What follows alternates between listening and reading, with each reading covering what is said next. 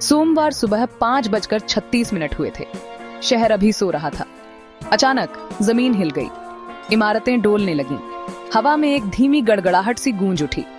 Delhi NCR भूकंप के झटके से जाग उठा। भूकंप का केंद्र दिल्ली के धौला कुआं के पास था।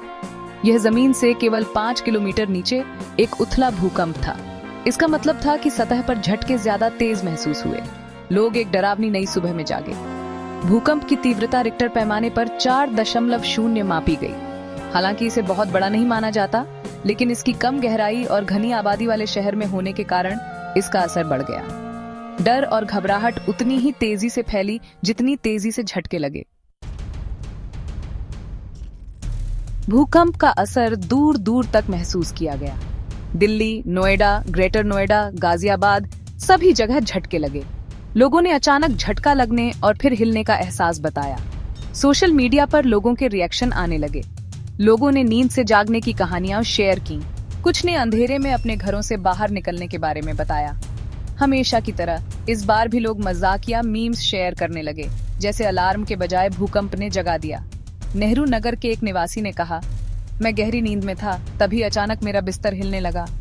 मुझे लगा कोई ट्रक जा रहा है, लेकिन फिर मुझे एहसास हुआ कि भूकंप है।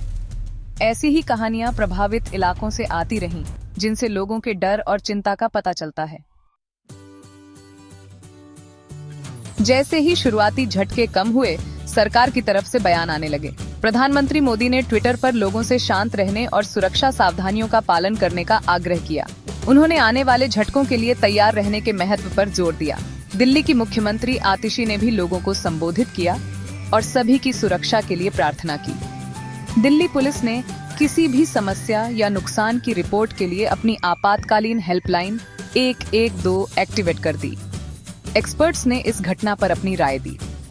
राष्ट्रीय भूकंप विज्ञान केंद्र के निदेशक डॉ. ओ.पी. मिश्रा ने कहा कि छोटे झटके आ सकते हैं, लेकिन पहले वाले झटके से कम तेज होंगे। उन्होंने लगभग 1.2 कम तीव्रता का अनुमान लगाया। इस भूकंप ने दिल्ली के भूकंपीय गतिविधि के प्रति खतरे को याद दिलाया। भूकंपीय जोन 4 में स्थित इस क्षेत्र में भूकंप का काफी ज्यादा खतरा है।